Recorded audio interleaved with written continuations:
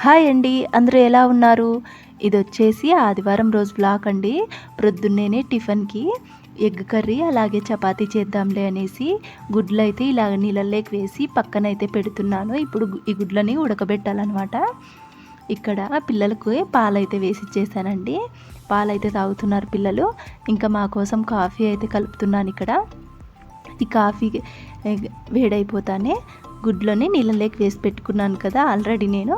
ఇంకా ఇదే స్టవ్ మీదకి పెట్టేసి ఇప్పుడు ప్లేట్ అయితే మూసి పెట్టేస్తాను. మనకు గుడ్లు త్వరగానే ఉడికిపోతాయి కదా, కాఫీ తాగే లోపల ఇంకా గుడ్లు ఉడుకుతాయిలే అనేసి ఫస్ట్ ఇక్కడైతే నేను కాఫీ అయితే వడగట్టేసి గుడ్లు అయితే పెట్టేసుకున్నాను స్టవ్ పైన.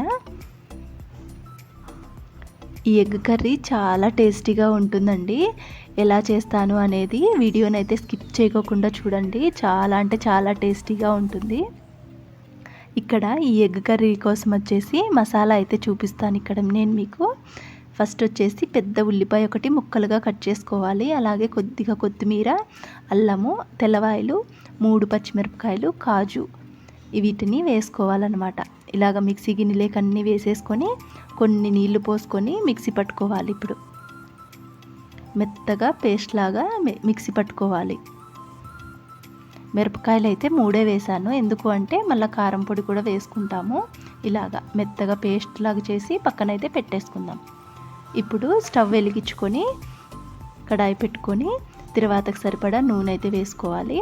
నూనె వేడైన తర్వాత మిక్సీ పట్టి పక్కన పెట్టుకున్నాం కదా మసాలా, అదంతా ఇందులోకైతే వేసేసుకొని మిక్సీ గిన్నెలో కొన్ని నీళ్లు వేసుకొని ఆ నీళ్లు కూడా ఇలాగ పోసేసుకోవాలన్నమాట. ఇప్పుడు ఇందులోకి వచ్చేసి కారము, అలాగే పసుపు, ఉప్పు, గరం మసాలా, ధనియాల పొడి, అలాగే జీలకర్ర పొడి వీటన్నిటిని ఇలాగా వేసేసుకోవాలి.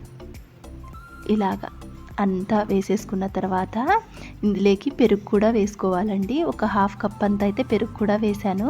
పెరుగు వేసుకుంటే ఈ కూర టేస్ట్ చాలా బాగుంటుంది. ఒక్కసారి మీరు కూడా ట్రై చేసి చూడండి. ఇలాగ అన్నీ వేసేసిన తర్వాత గెంటితో ఒక్కసారి మొత్తం కలిసేటట్టుగా కలుపుకోవాలి. ఇలా కలుపుకొని ప్లేట్ మూసిపెట్టి 5 నిమిషాలు మనకి ఈ మసాలా అంతా పచ్చివాసన పోయే వరకు ఉడకనివ్వాలన్నమాట. అంతలోపల గుడ్లు ఉడికిపోయాయి కదా, పక్కకు తీసి పొట్టంతా తీసేసాను.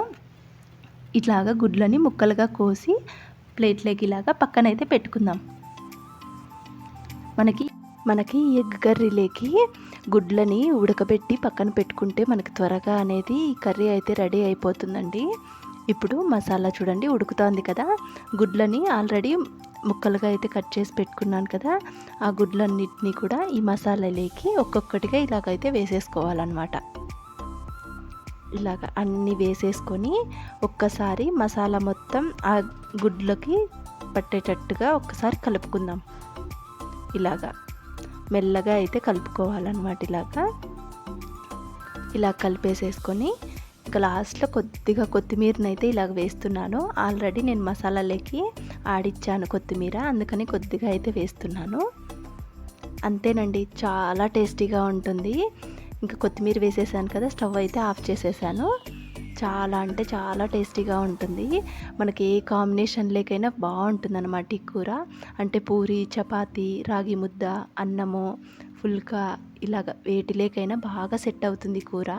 ఒక్కసారి ఇలాగా ట్రై చేసి చూడండి, ఎలా వచ్చిందనేది కామెంట్ అయితే చేయండి. ఇక్కడ నేను ఈ ఎగ్ కర్రీలోకి చపాతీ అయితే చేశాను ఈరోజు.